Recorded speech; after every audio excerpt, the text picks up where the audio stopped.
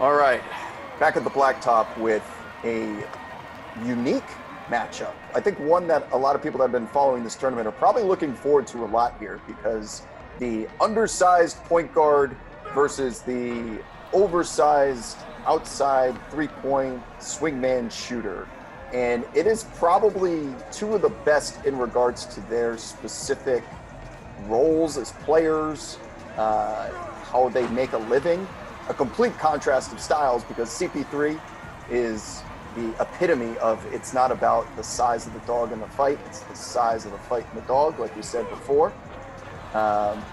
If anybody could defend Middleton, it's going to be Chris Paul of this size, what I'm talking to. We've seen him stop Jason Tatum at the end of games here, as Jason Tatum's trying to back him down right before the suspension in Boston.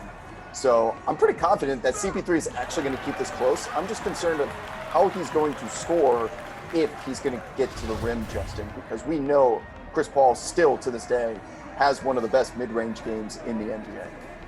These might be the best two mid-range scorers in the league right now. I mean, by the numbers. They're both shooting, 52, 53% from mid-range this season. Chris Paul is taking 60% of his shots there this season.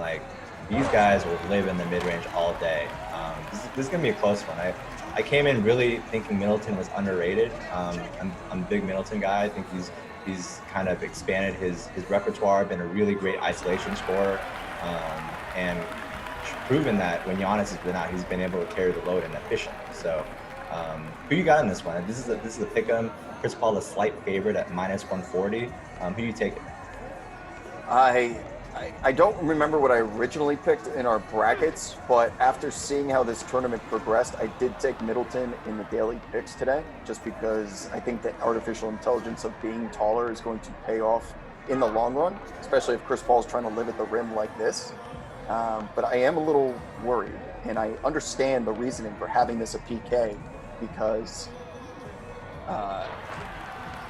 Chris Paul is that good. But I don't doubt Chris Paul's ability to win this game, but he's going up against some serious disadvantages here in the physicality and just sheer height department. Right. Middleton has 6 inches and about 50 pounds on CP3, so pretty big advantage there. Both these guys come in pretty evenly rated on the game, 87 rating for both. I would love to see Chris Paul. No one's hands are better on defense than Chris Paul's. Good foul. Yeah. He'll make you work. Even with that size disadvantage, he's going to make you work in that mid-range. That's what I appreciate most about him. You figure you just, the way we're talking about some of these other tall guys, that they can just shoot over little dudes. It's not that easy with Chris Paul, because he's always one step ahead of you. He's trying to bait you into certain things like step backs or fadeaways to your weak side, so that he's standing there waiting for you, and he'll just steal the ball before you can even get your shot up. That right there is Chris Paul's patented move, the kind of hesitation, half behind the back, and then he explodes. That's his way to get to the rim. But the problem is, once he uses that, you can't really use it again. That's good defense right there. Force him to pick up his dribble, contested shot. Grab that. There it is. Dunk it. All right. Standing dunk. 4-3 right here. Gonna be a close one, looks like. Yeah, he's making him work right here. He's not giving an inch. That's unbelievably his strength right here. CP3's a dog in the post, man. He really is on defense. He'll let you bump in. Oh, there it is. That's tough too. Chris Middleton can hit that, but he made him. Yeah, that's too easy. Got to get that board, CP.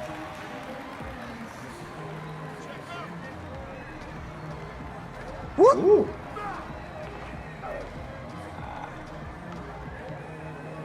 He's setting him up for the step back. I feel like that mid-range step back that we all know from Chris Paul is coming at some point. That's tough. That's Middleton's shot, though. That's what he does every game to people. He's just taller. He's one of the best tough shot makers out there. He lives for that contested mid-range shot.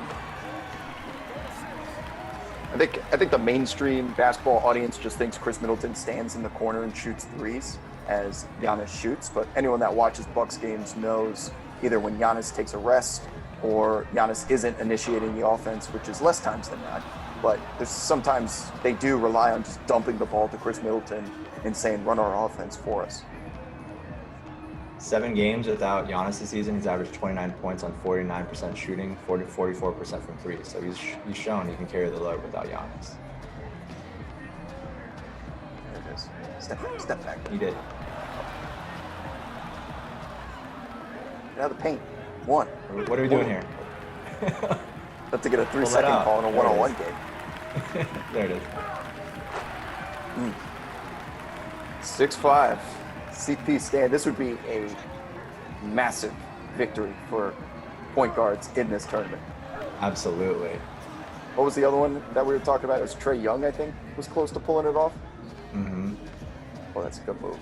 You know CP is going to make a game out of this. He's not going to get dogged. Of course. This is going in OT. This is the man who snitched a victory from the Minnesota Timberwolves. He will do anything. That's what I've always respected about Chris Paul. He has a lot of haters, and deservingly so because of the way he plays. But if your priority is winning basketball games, this man, you feel like, would sell off a litter of golden retriever puppies just to get a W.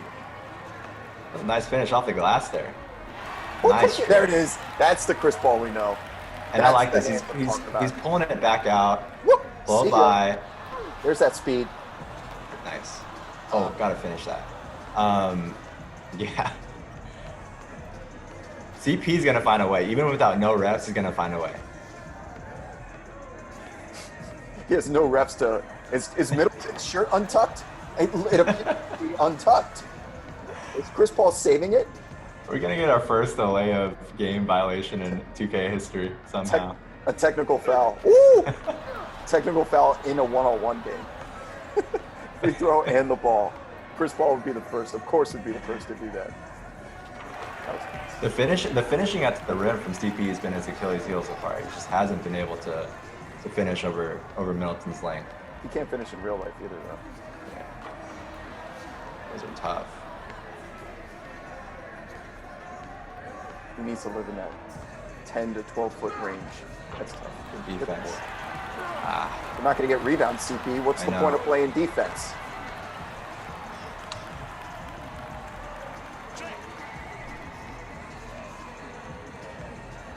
That's the league office calling about the untucked shirt. Stop exposing. They're going to shut us down. They're sending a C&D, apparently. They're trying to bury that the same way they're trying to bury Malice at the Palace for so many years. That's tough. 10-7. All right. Well, we need a run here from CP. yeah, like so many times before, it appears that if you don't have the ability to get rebounds at the rim, it's going to come back to bite you if you can't finish. Just because these big guys, it's so much easier for them. All they need to do is get the ball within 6 feet of the rim, it feels like. Must be the play. It must be the conference finals here. Come on, CP. Come on, CP. There it is. Okay. Okay. Could stop and I'll consider it. Cookies. He wants that back. He wants that. Oh, shot. Oh.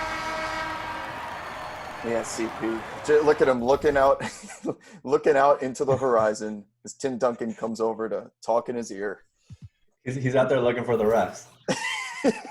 Where were you? 8 of 24? My God. Yeah. Not the performance from Chris Paul that we've come accustomed to, but that's why they play the game, my friend.